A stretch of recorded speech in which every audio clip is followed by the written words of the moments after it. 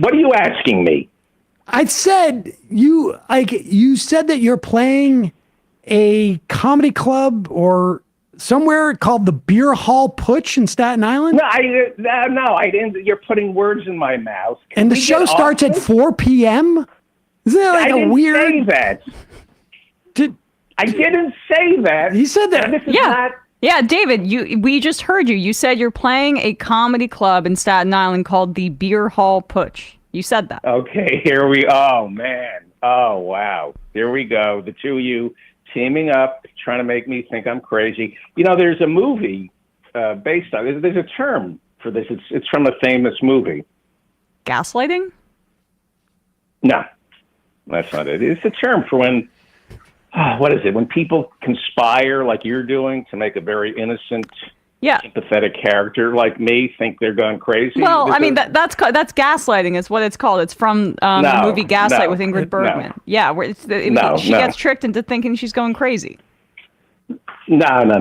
That's not. It's a term for people. What you're doing right now, making someone think they're going crazy. It's from a movie. It's a famous movie. David, it's gaslighting. That's the term. Gaslight. No, it's the 400 Blows. The 400 Blows. That's the movie. Wait. The 400 Blows. That's what you're doing to me. The what? You're 400 blowing me. You're teaming up to make me think I'm crazy, and it's called 400 blowing someone from the movie The 400 Blows. You're 400 blowing me. Well, the 400 Blows I'm seeing here. It's French New Wave. It's a classic. Yeah, a classic piece of human excrement, but, you know, everyone, including apparently Emma, is teaming up against David Feldman, trying to convince him he's crazy for not loving The 400 Blows. The 400 Blows sucks, okay? I don't want to talk about this. It's worse than Casablanca. We all know it sucks, and people are just saying The 400 Blows is great. Yeah. So I think I'm crazy. You're 400 blowing David, me. David, I am quite familiar with Truffaut and The 400 Blows, and I have never heard anyone use that term. Ever. Because you're 400 blowing me right now. How am I 400 blowing you?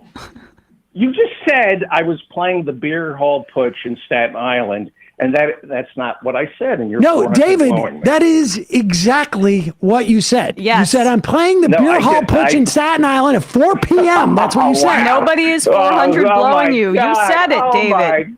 No, I didn't say that. You're putting words in my mouth, and that's going to get me into a lot of trouble with the club. With the club? Okay. What did you say? If you said if you didn't say you're playing the Beer Hall Putsch in Staten Island, what did you say? What I said, if you actually paid attention, that I was playing Mike O'Connor's Beer Hall Putsch in Staten Island. Mike O'Connor's Beer Hall Putsch. Mike O'Connor, got it? Mike O'Connor. There's no Beer Hall Putsch without Mike O'Connor. He's been great to me. And he's old school. He cares about the craft. He listens to the comics, and there aren't too many bookers like Mike O'Connor still left. Okay, yeah, I'm not familiar with Mike O'Connor. Oh man, wow, 400 blowing me. What? I'm not. No, I don't know who Mike O'Connor is. I'm not 400 blowing you. Yes, you're trying to ruin things between me and Mike O'Connor. And, you know, I told him I was plugging his club on your show, and he got all excited.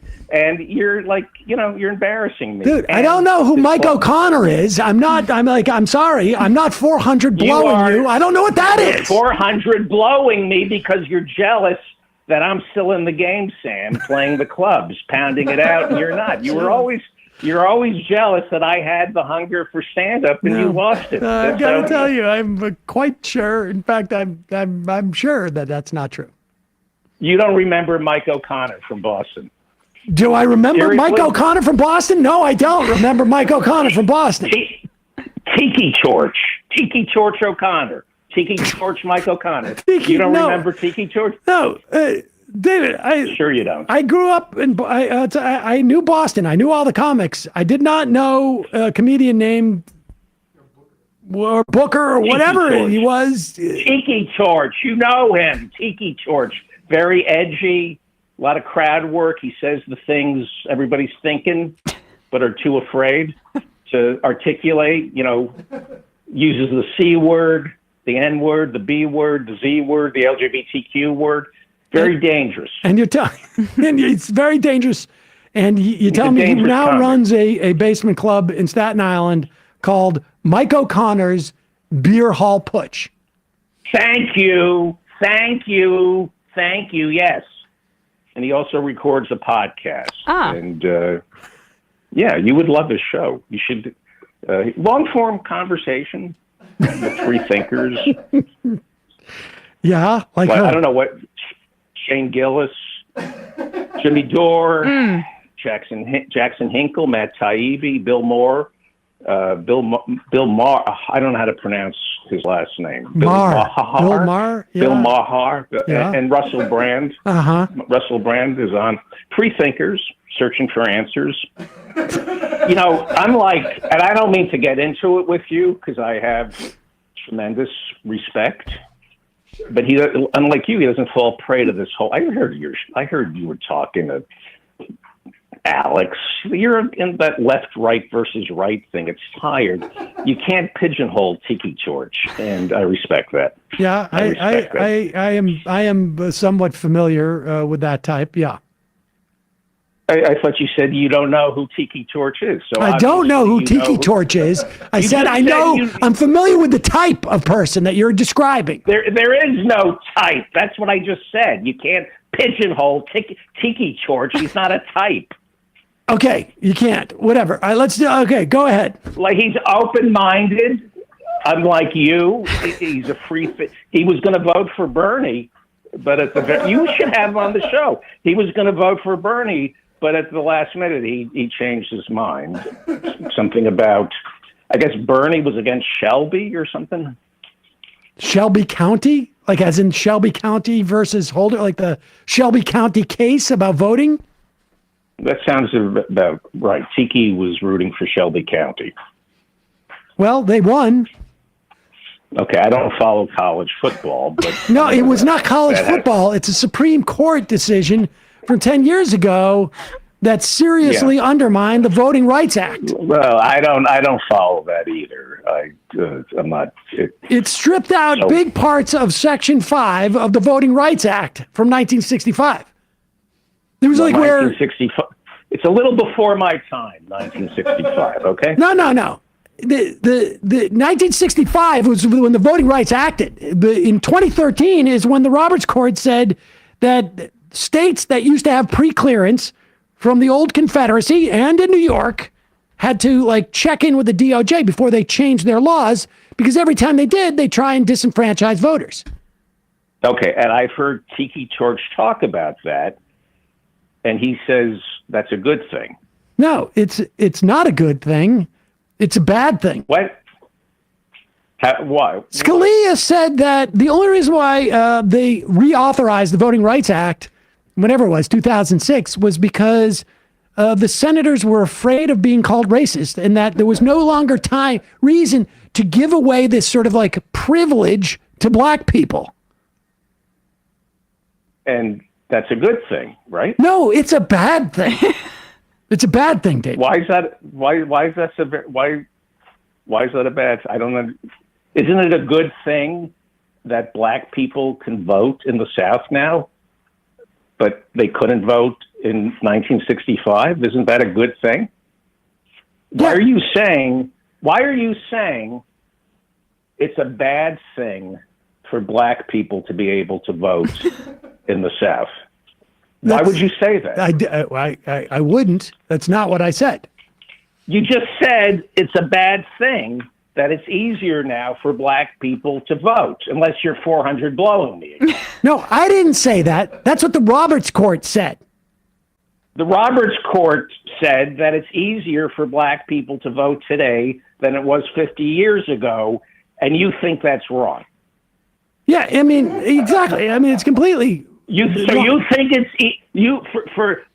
it's wrong for it to be easier for black people to vote? That seems racist to me. That's also not what I said. Okay, you did say that. Emma? No. Unless he's 400... Yeah, I mean, I don't think he did say that, David. I don't think he did say that. Wow. And also, Wow. I thought you were coming on. Well, I was told that you were coming on to talk about Kevin McCarthy, and we were gonna, talk a bit about the race for speaker, and we were gonna handicap it. What did you say? We were gonna handicap the race for speaker. Wow. Handy-capable. I came on this show to handy-capable who the next speaker is, not handicap.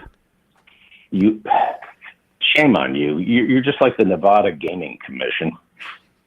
What? You're like the Nevada Gaming Commission. I created. I don't want to talk. I created an app that allows people to place bets on the Invictus Games. Are you familiar with Prince Harry's thing with the Wounded Warriors? Because you use the term handicap, so I doubt you're aware of the Invictus Games. Are you aware of the Invictus Games? Yeah, we all know about the Invictus Games, David. You do? Well, your co-host is using terms like handicap instead of handy-capable. And she's probably sitting on the Nevada Gaming Commission because they wouldn't let me help our Wounded Warriors by granting me a license to make it so anyone can bet on the Invictus Games, even children. This app allows children to bet. David, then how does that help the Wounded Warriors? Well, I wouldn't expect you to know that, but it's by taking bets on the Invictus Games, it's great publicity for Prince Harry's cause. It's great, and this gets kids to learn about terms like handy-capable by getting them to bet on the Invictus Games. Anyway, kids? This is not why I came on to talk about this. This is not what I wanted to do.